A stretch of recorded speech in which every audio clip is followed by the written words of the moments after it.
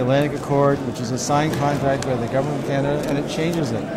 It changes it contrary to the wishes of the province of Nova Scotia, who also signed it. And that's all I've ever asked, is just honor the Accord. If the Accord's honored, anything can happen. Were you disappointed that they didn't answer your question today, or were you satisfied with the answer? No, I'm not satisfied, because the minister doesn't answer the question correctly. He just doesn't answer it correctly. He says Atlantic Canada has the Accord, and they don't have the Accord because the consequential amendments in the budget change the Accord. Nova Scotia does not have the new formula or the old Atlantic Accord. They've got the new formula or an amended, changed Atlantic Accord, and that's not what the answers are. Have you talked to Mr. McKay about the discrepancy between what he said last month and I haven't, the fact that you're out? Were you disappointed they didn't even stand up today and to answer the question? I was surprised he didn't answer a question. Why do you think that is? I don't know. Mr. Chase, what's your options now? Sitting as an independent, would you consider throwing your hat in for the? No, I'm not joining any parties. Is Mr. Turner going to convince you? I'm going to join Mr. Turner, and I are going to start a new party, the Aggressive Conservative Party. Hey, why not? What do you think I'm sure you've been in touch with the folks back home. What kind of feedback are you getting? We're getting a lot of feedback, and it's very gratifying, and dare I say humbling. But it is. There's a lot of feedback from all over the country. As far away as Kenya, we've had emails in support of what we're doing. So. Do they have an Accord? No, they don't. All right. Thank you so much. I wanted to. All right. Well, there you go. We are actually bit. broadcasting live from inside a scrum, and we've actually lived through it. Now, from the back. Seeing this is my interview. Yes. All right. So, Bill, I don't know why I ever sat in your seat. I was going to be my first question. Do you think the seat had anything to do with it? I think it's a dangerous seat. It's the ejection seat now. All right. Now, I understand that right now you feel we're sitting as an independent. It's going to be the reasonable way to go. What's your next step? What's going to happen this weekend? I've always enjoyed my constituency work, and that won't change. If I get my constituency files back, and I'm sure I will, because they've been taken away from me, but that's what I'll do. I'll do the same job I've always done, and nothing much will change for me.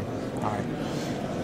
Can you venture an opinion on, and we've both been through this, but sort of the atmosphere within a caucus, where obviously going outside the caucus to make your point shows it was difficult to do it on the inside. Is that true or not? It is true, because we did it. We did the work. We had the meetings with the minister and the prime minister.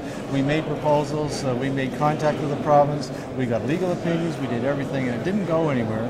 So a week ago today, I wrote a letter to the prime minister. I gave him the letter, and I said that I'll be going public with it to give him some advance notice, because up until that time we had not. And then on either Sunday night or Monday morning, I wrote him another letter saying that I was not satisfied that the progress had been made on the Accord, and that I'd be voting against the bill. So I kept him apprised of my position all the way through.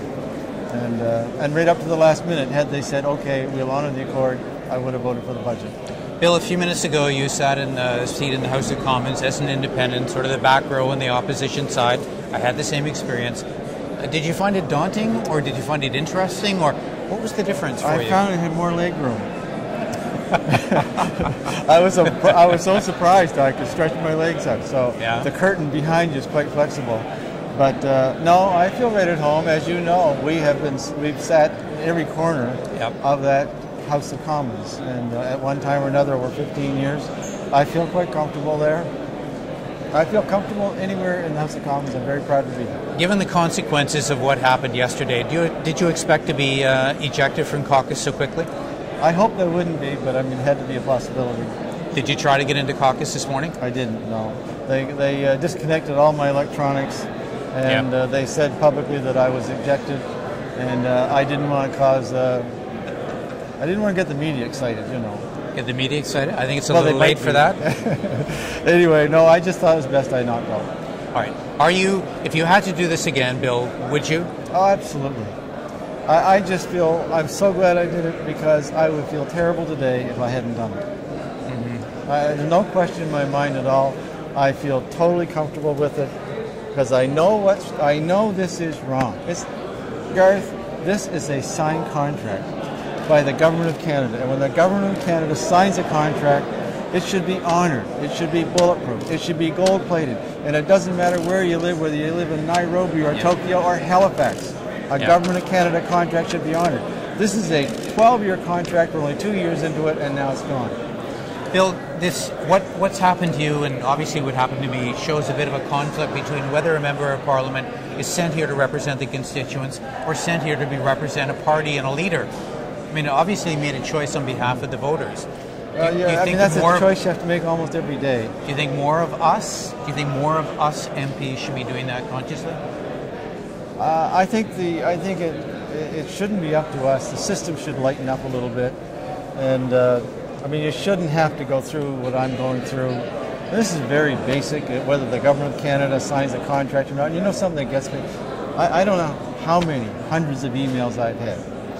And I just can't believe it because all I did was ask the government to keep their word and honor a contract they signed. And that's not a very good signal, I don't think. All right, Bill. Thank you. Congratulations, buddy. Thank you. Lots of people behind you. Thank you. There we have Bill Casey, the Member of Parliament from Cumberville and Colchester, Musquedobbin Valley. He's certainly the man of the hour here today. And many people across the country, of course, including a lot of you, have said that he's what a Member of Parliament should be doing, and he represents the principles you wish more of us had. Thanks for watching MPtv.